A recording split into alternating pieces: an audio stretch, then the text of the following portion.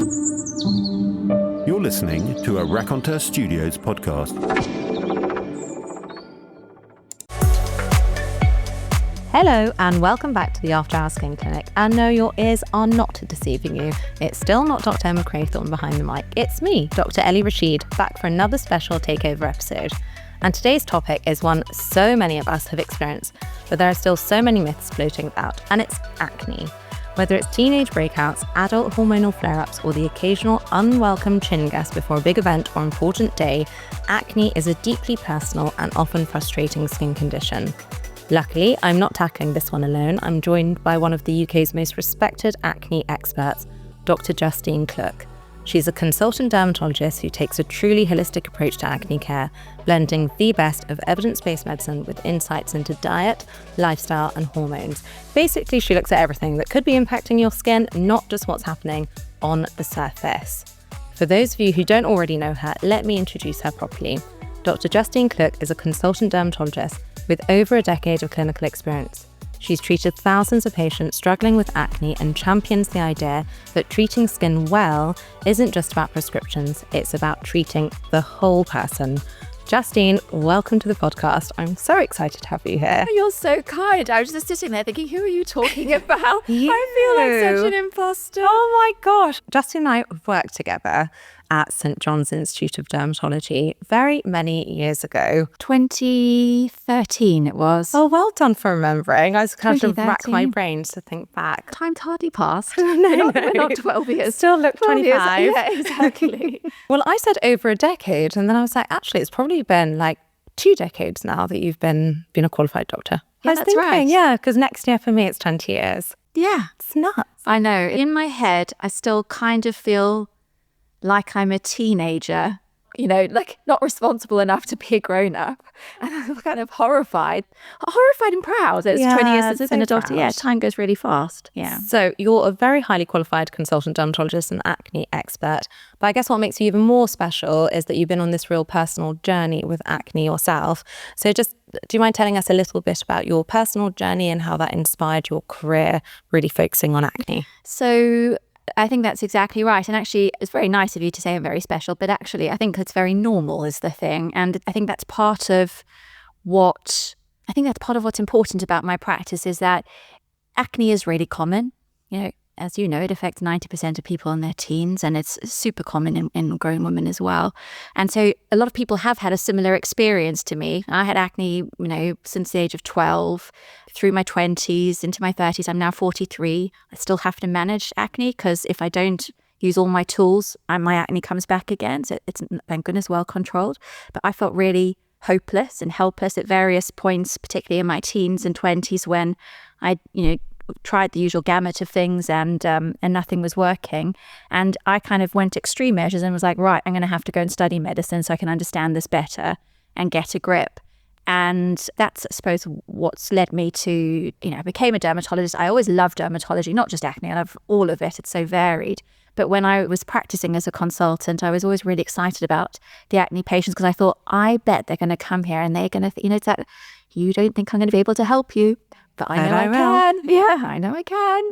And the lovely, I don't know, metamorphosis maybe is the word that happens when someone they're full of despair, don't think anything's going to work, and you're very anxious about their skin. And then to be able to kind of earn their trust and be able to turn things around is just like, it's the best. My favourite thing about treating patients with acne is when they first come in, it's just from their posture. I know what the consultation is going to be about.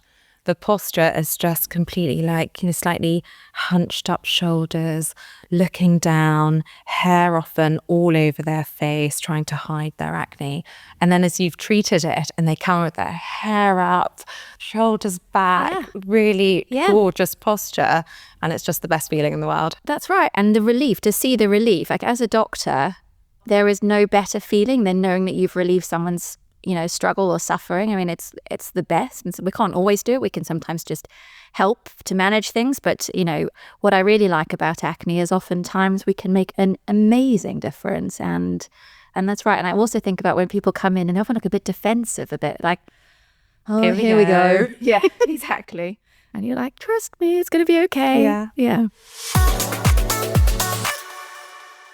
On Instagram, you write, small wins count, kind words matter, and confidence can grow over time. So before we dive into skincare routines and treatments, what would you say to someone that's listening who feels stuck and maybe ashamed about their skin? So I think there are three things I tend to say in this situation. The first one is having acne is not personal failure. Like, you haven't done something wrong to deserve it. I think people often beat themselves up and think there must be something I'm doing wrong, or also that it's hopeless for me. I'm broken, it's never going to get better. So I think the first thing is let yourself off the hook. It's not a personal failure. The second thing I would say is everyone is deserving of help. And I think a lot of people have kind of absorbed this idea that they're being a bit too much or too demanding if they keep on asking for help for acne when it's not getting better. Because a lot of people have had a situation where they felt brushed off by someone, whether it's, in my case, and I don't think it was intentional. I was really upset with my skin when I was, in my early teens. And the first people I went to for help, because it was in the days before the internet, were my parents. And my dad was like, well, it's normal. Like, deal with it. And not because he's cruel, just because he was like, he didn't know there was anything different. And so people have either had that from their parents or from doctors sometimes. And so there's sort of this feeling like, no one wants to help me. And so I would always say, reframe that everyone is deserving of help. And if you can't get help from the first person who you speak to, I know that's really hard, but go and ask someone else or try again, because it's always worth trying. And the third thing is that there is usually something we can do. And a lot of people, you hear this all the time as well, I'm sure, in all the various things that you do, which is that people say, I've tried everything. And you're like, okay, well, what have you tried? And sometimes they haven't tried everything, and sometimes they have tried everything. But if you sort of dig deep and you're motivated to help, you can say, well, actually, I don't think you took the right dose of that treatment. Not because the patient should have known or the person should have known, because the doctor might do things differently. I don't think you took the right dose. I don't think you took it for long enough. I don't think it was in the right combination with other medicines. I'm not sure you had the right skincare advice. We need to zoom out as well. Like, what else is happening in your life? So sometimes we have to revisit things we've done already. And sometimes we have to combine them differently. And sometimes we have to bring in other specialists, but there's usually something we can do. So it's not hopeless, never hopeless. One of the things that you talk about is looking at triggers and lifestyle factors. So if we start with hormones, you talk about the 7 Ps. So tell us a little bit more about the 7 Ps and what that means. I thought it was really convenient that all the things I wanted to mention started with the letter P. So yeah, I think we're talking there about, let's see if I can remember all of them, you might have to help me, but they're kind of hormonal inflection points where acne is most likely to happen because this sort of shift in androgen hormones, hormones like testosterone, which can increase oil production in the skin, pore clogging and inflammation. And the sort of typical times are puberty, pregnancy, postpartum, perimenopause, progesterone-only contraception, post-pill, forgotten one, PCOS. So our hormones are going to change throughout the course of our lives. And what I think is very interesting is that acne rates are fairly similar in people in their teens and 20s, regardless of whether they are male or female. And this is because as we go through puberty, we have this massive hormonal shift. We start making these reproductive hormones. Things are changing rapidly, and this can translate into acne. And obviously, there's a spectrum of severity. But what's really interesting, I think, is, adult female acne is almost a sort of separate entity in itself. The definition is typically acne over 25, either continued from childhood or started for the first time.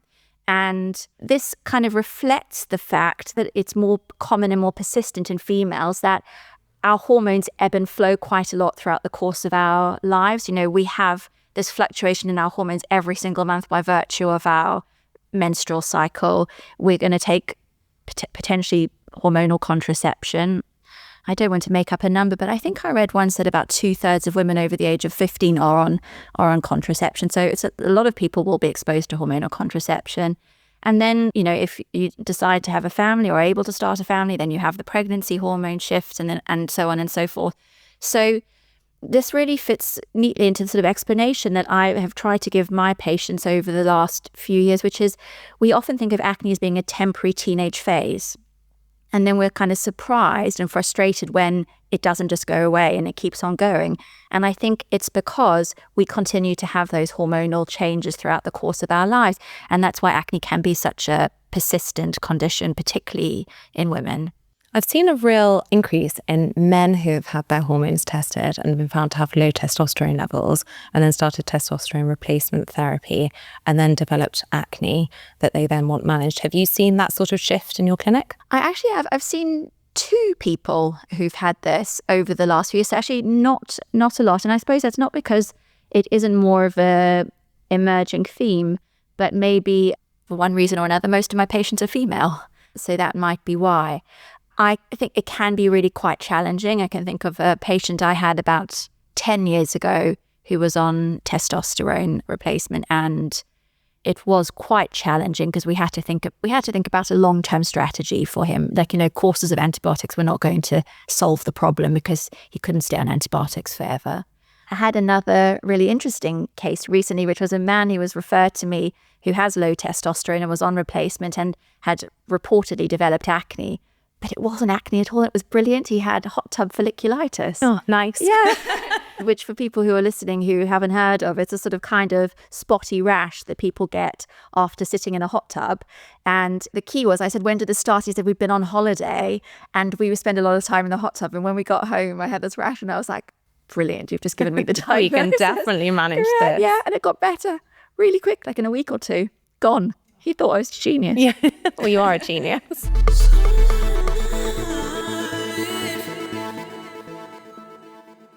Another very important element of looking after your patients with acne is that you have a real focus on diet and gut health. And I guess one of the things that I find when I'm looking after patients with acne is one of the first line treatments that we would start systemically would be antibiotics. But there is this really huge focus on our gut health and the interplay between our skin and our gut. So how do you manage that? How do you explore that with patients? And how do you try to optimize their nutrition as much as possible? I think this is something that we're going to answer differently as time goes on and we have more understanding of it. There is a bit of a conflict, I think, which is that we understand that the food we eat can influence our skin health. I think we often think of our bodies as separate compartments and that, what we're eating can't have much influence on other things, but clearly it does. We know that there is a kind of hotline between our gut and our skin. We call that the gut-skin axis. We don't fully understand it yet. People didn't know about the microbiome really until, a decade ago or so. We know a bit more about the gut microbiome, not so much yet about the skin microbiome. Not so much about how to influence it or manipulate it in the way that we really want, despite what all the marketing and product claims say. But obviously food will influence our skin health. I think from an acne perspective, I think before I answer your question directly about the antibiotics, just to set the context, that it's unlikely in most cases that the food we eat is the thing that causes someone's acne. I mean, it's not impossible, but it's really unlikely. What it's more likely to be is like a dial. So it might sort of dial things up a bit or dial things down a bit, potentially in terms of inflammation. So, one of the things we'll talk about in a consultation is how to optimize the diet anyway. And one of the conflicts is then what if our treatment potentially adversely affects someone's skin or gut microbiome? And I think antibiotics are a tricky one. And it's one of the situations, I think, where what we want to have as a treatment and what we want to be able to offer maybe doesn't necessarily exist yet. We have some options. It would be really lovely to have more. We have what we have, and we have to try and manage as best we can with the tools that we have to try and relieve suffering in a safe and responsible way. But there's a lot that we still don't know. So now that I've said all of that, what do I actually do? I think the NICE guidelines, so these are the, if anyone who's listening, if they're not in the UK, NICE is the agency that gives us guidance on how to best use medicines. And in the updated acne guidelines of 23 or 2024, thereabouts, oral antibiotics was still the first line agent for treating acne when it was not responding to topical therapy.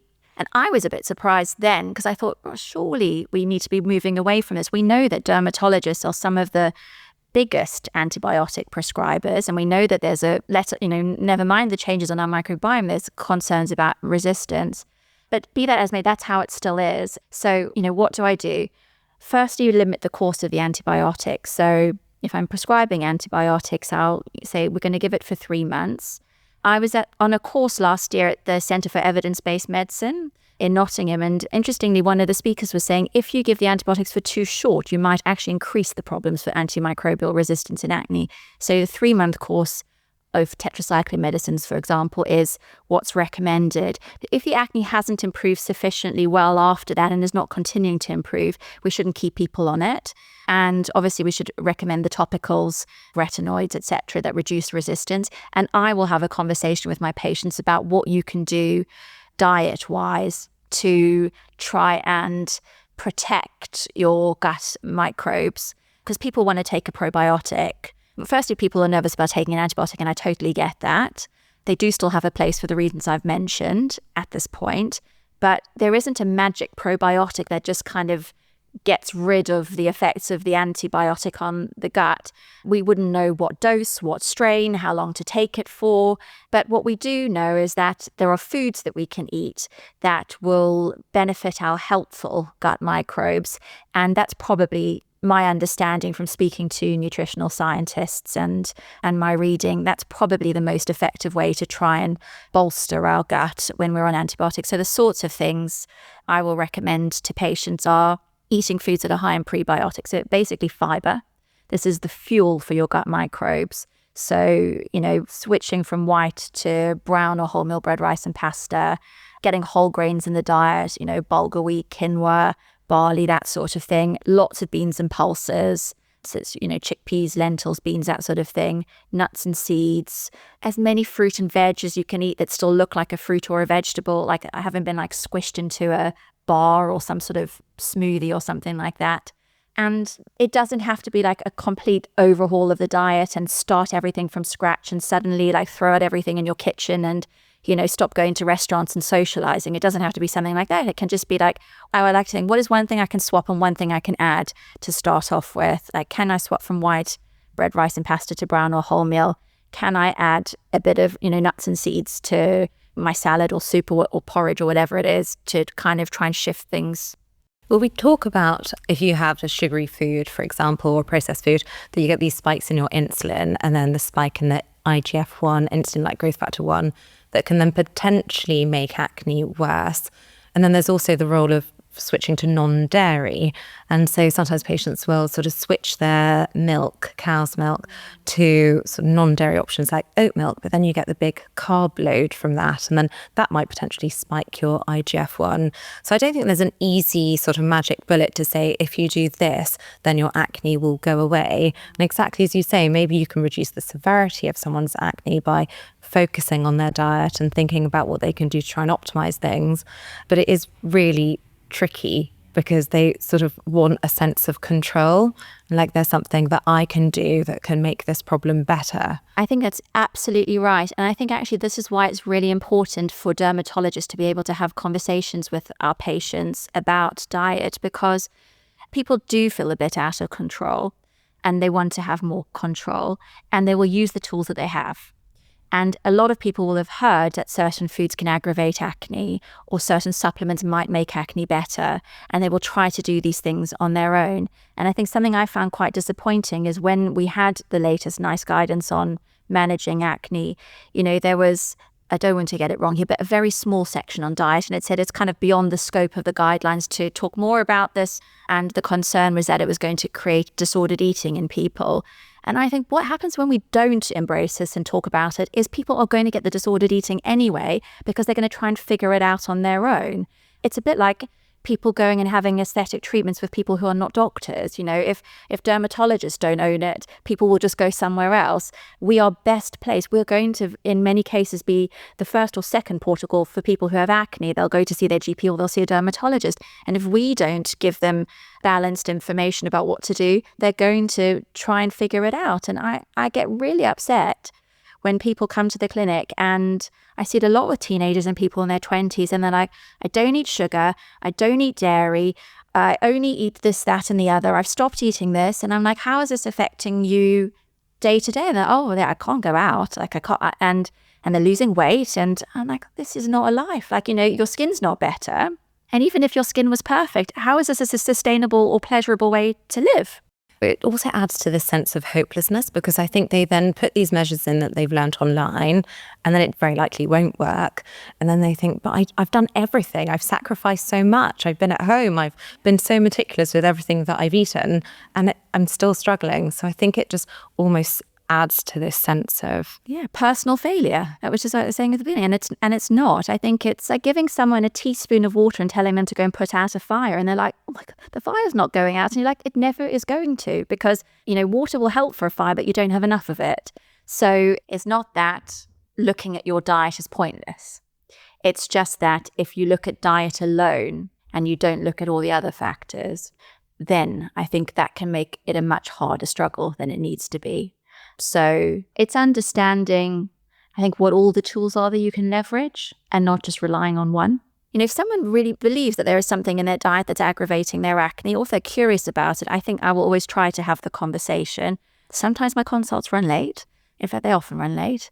But I do think it's important that we do have these conversations. Otherwise, people will deprive themselves unnecessarily, or focus on things that aren't going to make a big difference, or spend a lot of money on supplements, believing that's going to fix it. And that's always a waste of money.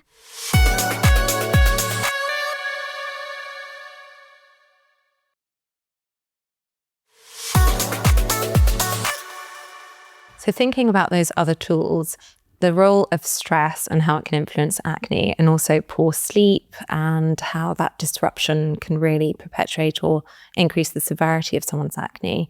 Do you look at those factors, and how do you advise patients, and what things do you do to try and reduce your stress? It's a great question. I remember when I first started working in dermatology, and people would say to me, I think my spots get worse around, when I have exams or interviews or what have you. And we'd be like, okay, it's just one of those, like, it's like people saying chocolate causes acne. You're like, yeah, whatever. Not sure it does. And I think it's now absolutely clear that stress does cause acne, or does contribute to acne. And it does that because stress will change our hormones. Like, for example, can cause a rise in cortisol, stress hormone. And that can have an impact on our androgen hormones, so hormones like testosterone. And then downstream, that can have effect on our oil-producing glands, the sebaceous glands. And so that can then lead to increased oiliness and pore clogging and inflammation in the skin. So there is a route by which it's plausible that stress does trigger or aggravate acne in the skin. I listened to a neurologist or psychiatrist, and I can't now remember what her title is, speaking about stress. And she said something really interesting about the fact that we can even release some of these stress chemicals from our pores. The conversation in that context was about being around someone who's stressed and how you can sort of take on their stress. And I thought that is really fascinating. So, stress really can truly impact our skin. And exactly as you say, it's not just, I'm stressed because I have exams or an interview, or I'm going through something at home with my family. It can also be that kind of physiological stress, not getting enough sleep, not getting consistent sleep hours. And it's not just acne that's affected in this way. We know as dermatologists, other skin conditions will be influenced by changes in stress, whether it's eczema or psoriasis. Or I have personal, I want to say skin in the game here, because I get dandruff, seborrheic dermatitis on my scalp. And it's another condition where the oil-producing glands are part and parcel of it. And I know that if my scalp is suddenly itchy and flaking like nobody's business, and I have to pull out the big guns to kind of get it better, like my normal shampoo doesn't do it. That for me is always like, I must be stressed, because I think we get so used to tolerating low or moderate levels of stress. Life is, I think, quite stressful. You ask me, what do I do and what do I recommend? I'm in my 40s. I have 2 children, a teenager and a 6-year-old. I have a practice that I run with a team. I also like my home being how I like it. I like, lots of different things going on, and life is stressful. And sometimes when I ask someone, is there any stress? Could stress be contributing? And they're like, oh, no, don't think so. And then I start asking a few more questions, and I'm like, oh yeah, maybe you're just tolerating. It's a sort of like frog in the boiling water thing. So like you could be slowly boiled and not realize that you're boiling. So what to do about it? I think firstly, look, it's normal to have stress.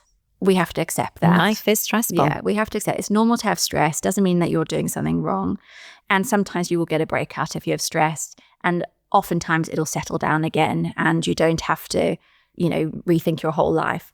But sometimes there is like a major stressor going on. Like, sometimes someone will say, I'm having a really rubbish time at work. I hate my job. My boss is awful. I'm being bullied or something like that. And if you are in a position where you can do something to remove that stress, if there are other options, I think sometimes it's worth thinking, like, what impact is this having on me? Maybe the acne is one sign of it, but maybe there are other things going on. And can that be changed or eliminated? And a lot of times there are things that can't be changed. Like, sometimes I see teenagers whose parents are going through a divorce and they have no power over that. Or they have a busy job and they can't just go and chuck in their job. Like, they have to earn some money. And in that situation, we may not be able to eliminate the stress, but we may be able to do things that can help us to cope with it better. And I think the first thing is saying, I am deserving of a bit of self-care and something to help me relieve my stress. I don't have to feel this bad. It's okay for me to ask for help, whether that's from friends or family. You and I were talking earlier off the record about help that we get from family, with kids and that sort of thing. So asking for help, there's no shame in it. Doing things that give you joy is important. So trying to find times for things that make you happy. Like for me, I sometimes find when I'm stressed, I'm in the shower, like frantically showering myself or washing my hair at like a ridiculous pace. And I'm like, actually, if I slowed this down a fraction, I'd feel a lot calmer. And in the context of my day, an extra 3 minutes to put moisturizer on my body that smells nice and makes me feel, fancy is not going to be a deal breaker. And I can do that and then just feel a bit calmer. I think getting a bit of exercise is a good thing. And that doesn't have to be running a marathon. It can just be like having a walk around the block in your lunch break. Having a stretch. Just stretch. I mean, there's so much about just stretching your body, just moving it. Put a song on, dance around the kitchen. And doing stuff, exactly that. Like, putting a song on when you're in the shower, or putting a song on while you're doing something in the kitchen, getting the whole family For me, dancing. it's like an hour's worth of therapy. Yeah. Right there. Children love that. They're like, Mum's being fun. Yeah, we can dance in the kitchen. Yeah, and then it makes you feel good. You're like, yeah, I am fun. Yeah, and my dance moves are great because a 6-year-old is copying them. But also other things. I often say to my yoga teacher that I think she literally saved my life, because I have had times when I've been so stressed that I can't see the wood for the trees. And actually having, for me, yoga practice is amazing, because I have to sort of divorce myself from the woo-woo sometimes, but I buy into it fully. Oh, I'm totally woo-woo. Yeah, I love it. Have the smelly stuff. Crystals. I'm going to do the OMS. I love it all. I'll do the whole thing. And I like this idea of it's just me and my mat, and I'm just focusing on trying to get into the posture, really my breathing, and then the rest of the world melts away for a bit, and then I'm okay. And then I just feel calmer. So yoga's great. Breathing exercises, like you don't need any equipment for breathing exercises. One of the things I find really helpful if I'm like feeling massively overwhelmed is breathe in for 4, hold for 4, and then breathe out really slowly for the count of 8 through like tiny little hole in your mouth, really slowly. And if you do that 4 times, you just instantly feel a bit calm. And I think having those little tools is like recognizing you feel stressed. I need to just do something to reset for a moment. It's not going to fix everything else that's going on in my life, but it's just going to make me feel a bit calmer in the moment. And having that practice so that you can do that when you really need it, those little things I think can make quite a big difference. I feel as dermatologists, we haven't been asking the questions because we may not know exactly how to manage the answer. And so if we don't ask about stress or ask about that component of someone's life, then it doesn't exist. We don't really have to think about it. But I do think that as dermatologists, we are the people that many of our patients will open up to.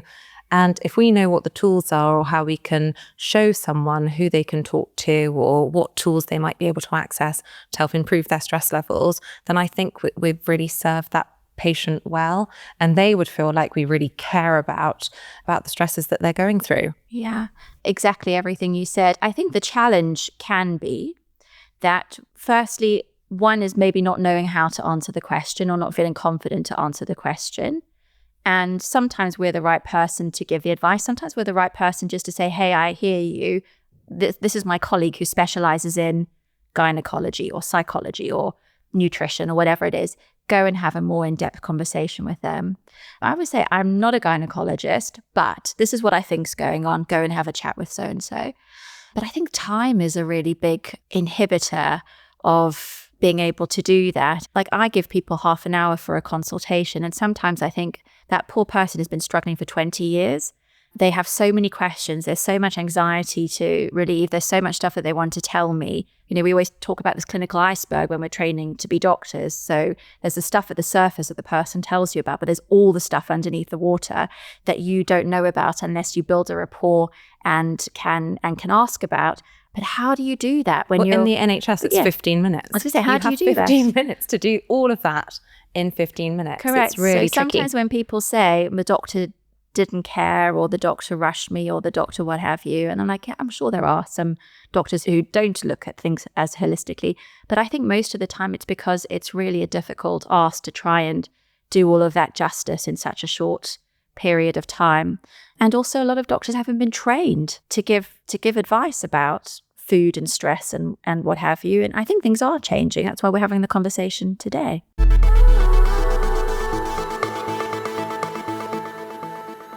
Now, we've talked about the best medical treatments for acne in previous episodes, but one component that I'd like to focus on is topical retinoids, so prescribed tretinoin. How do you normally advise your patients to use topical tretinoin? Might they be a little bit worried about using it, particularly at this time of year in the summer months? What's your advice? I think there's two camps, right? There's like the one group who are like, I just want tretinoin. Like, there's other stuff we can do It too. fixes everything. Yeah, they're like, I just want tretinoin. Like, you're a tretinoin gatekeeper. And then there's the other group who are like, oh, not tretinoin. Yeah. Please, anything else. Yeah, like, I've heard about the dermatitis and I've heard about the purging.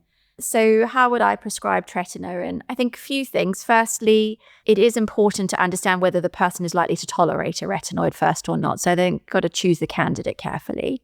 And I think having some dermatology knowledge is helpful there, because not everyone is a good candidate for tretinoin. For example, if you have eczema, tretinoin might make your eczema worse. It's going to exfoliate your skin more. It might make it dry and flaky. I would say if you're new to it, starting at a low strength, the ability to customize the strength, I think, can be really helpful.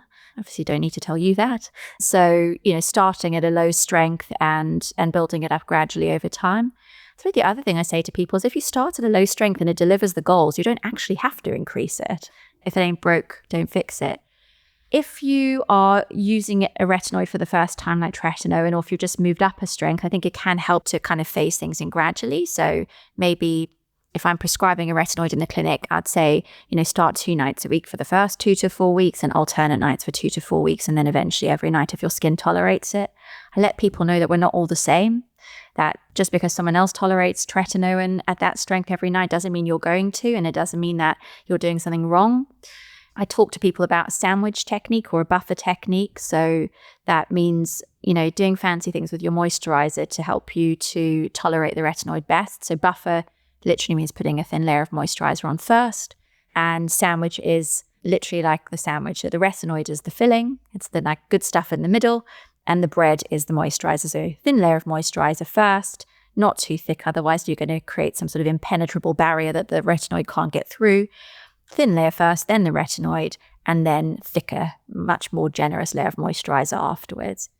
And people get really worried about, I'm supposed to wait 10 or 15 minutes for the retinoid to dry before I do the moisturizer. And I'm like, honestly, guys, I put my retinoid on and put my moisturizer on straight afterwards. I don't have time to be standing around waiting for my retinoid to dry. So what I would say is, brush your teeth, get your clothes out for work the next day, do all the bits that you have to do once you put your retinoid on, and then just put the moisturizer on afterwards. I don't even say that. Just do it all in one go.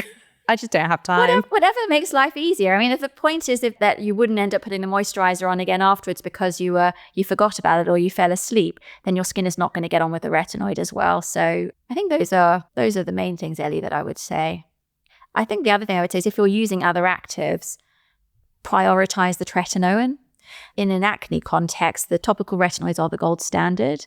And so rather than trying to be too ambitious and I'm going to have tretinoin and I'm going to use a salicylic acid toner in the morning, prioritize the evening prescription cream, the tretinoin.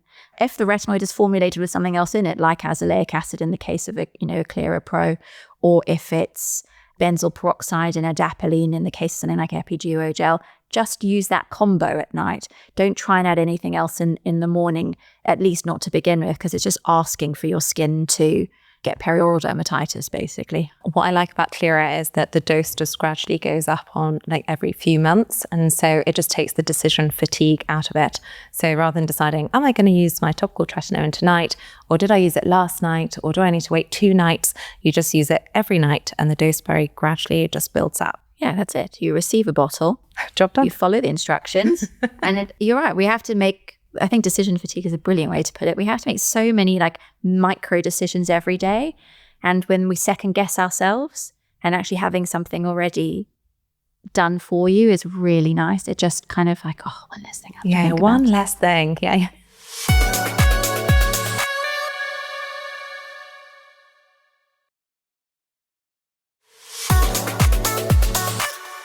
So to round this episode off, I want to focus on mindset. So as we said, confidence and self-worth does often take a hit when people are struggling with acne. So what's the advice that you would give to reframe someone's mindset? Oh, it's a great question. I think the first thing I would say is acne doesn't get better overnight, usually. It can take a few months. And I think the first thing is to know that you do require a little bit of patience.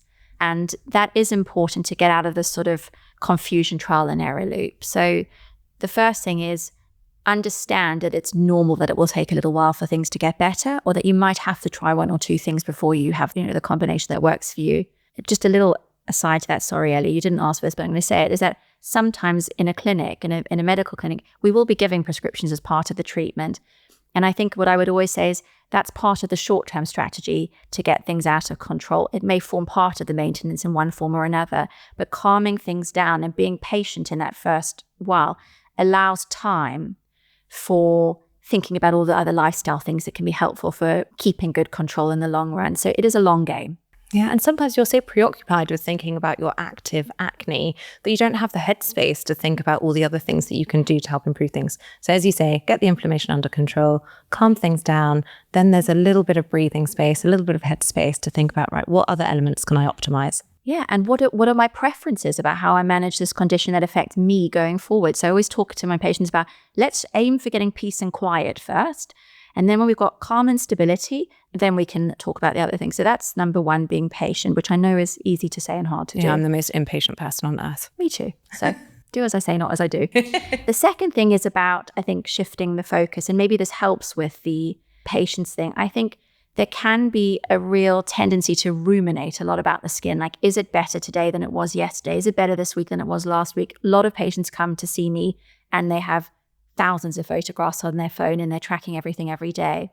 And I think it's a bit like keeping on watching the news when bad stuff is happening in the world and expecting that somehow it's going to make you feel better. It doesn't. And I'm not saying we should bury our head in the sand. What I'm saying is hyperfixating on something that makes you feel anxious and sad is not going to make you feel better. And it perpetuates the stress and the worry and the anxiety. And that partly adds fuel to the acne.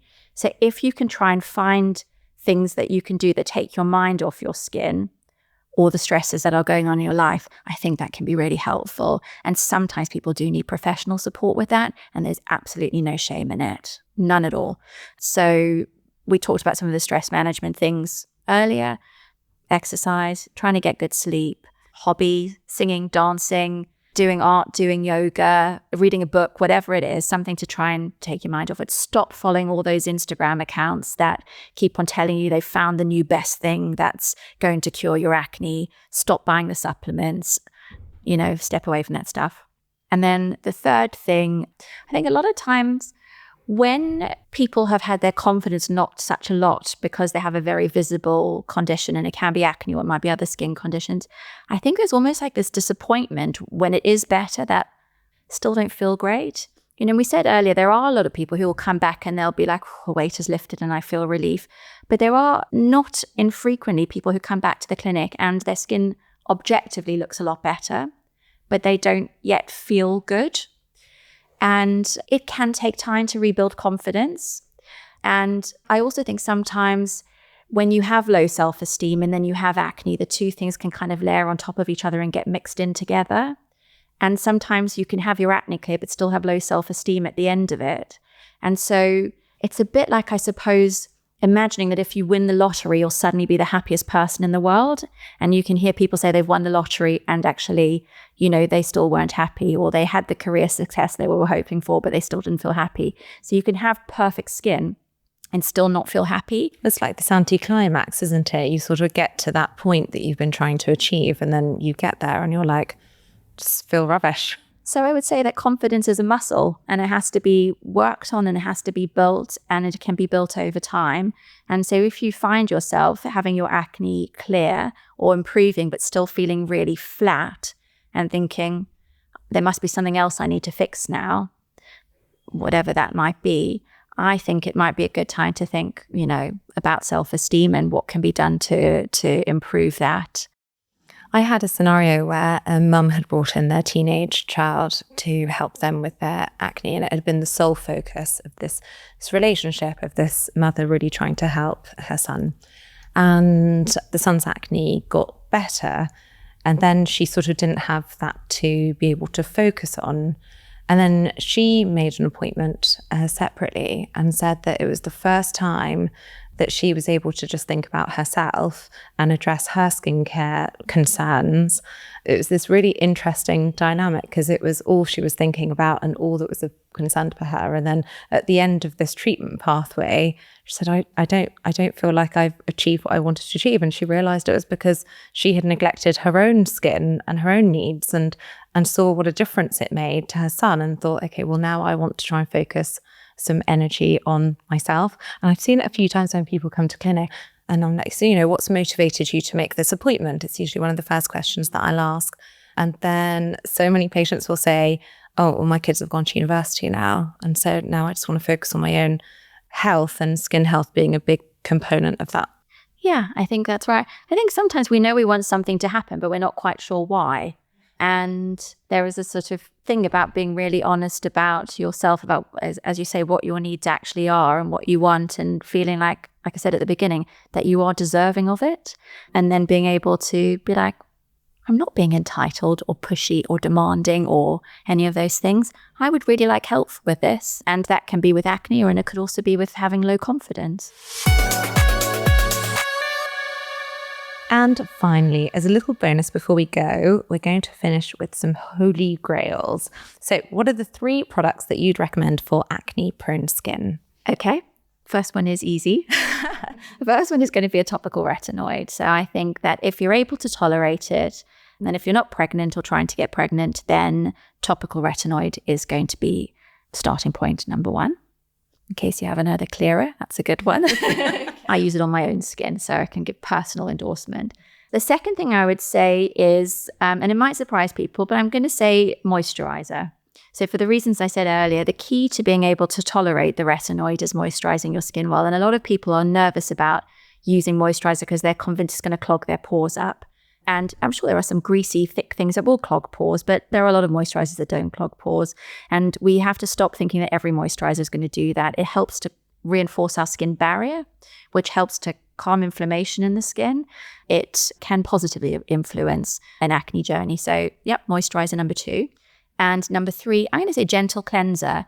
One of the things I see quite a lot is, particularly when people are trying to DIY it, is go and find like an acne-prone skin cleanser and an acne-prone skin moisturizer and an acne-prone skin active. And all of these things, like the combined effect of them is that the skin is like dry as like nobody's business and like red and irritated and flaking. And then that's not feeling very nice either. And I think the key is make the treatment, whether it's an over-the-counter targeted active or a prescription like a retinoid, make that the hero of the regimen. And then everything else has to be the supporting act. So moisturizer is that gentle, creamy or gel-based cleanser. Unless it's, sometimes you get a teenager who's just got such oily skin that they can withstand a foaming cleanser and a retinoid and no moisturizer. But normally I like that like cushiony, comforting sort of approach. And what would be the brands that you normally recommend? So I sort of like to give very functional, low budget options, but I also like to give things that can feel lovely on the skin and that people might feel really excited about using. interestingly, sometimes, like if you didn't see the bottle, you wouldn't know the difference between the products. We know that. So like a really common cleanser I would recommend would be a CeraVe hydrating cleanser. I never know if it's CeraVe or CeraVe. CeraVe. You say CeraVe, I say CeraVe. I used to say Nivea for Nivea. No. Genuinely. How do you say clopidogrel? Clopidogrel. Okay, fine. Yeah. All right. So the CeraVe or CeraVe hydrating cleanser. There's a cleanser I love. It's called Epion's Milky Lotion Cleanser. That's gorgeous. Very nice, creamy cleanser. I'll give you a third one. There's a Nuco, N-U-E, Nuco Barrier Culture Cleanser, which is a gorgeous gel cleanser.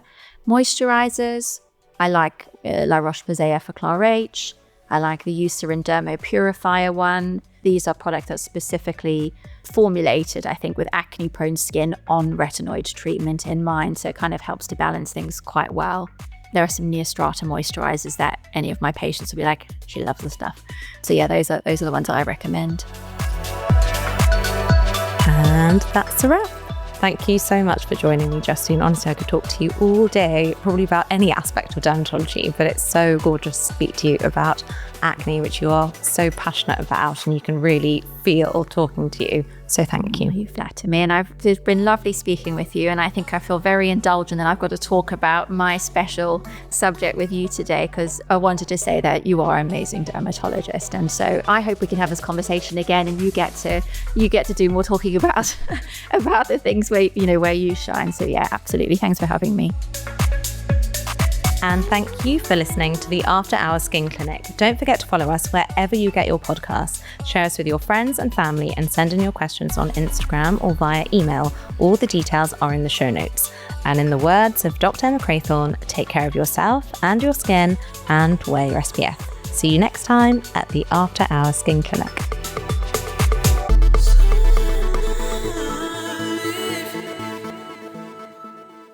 As always, this podcast is for informational purposes only and is not a substitute for medical advice. Please consult your healthcare professional before making a change to your treatment.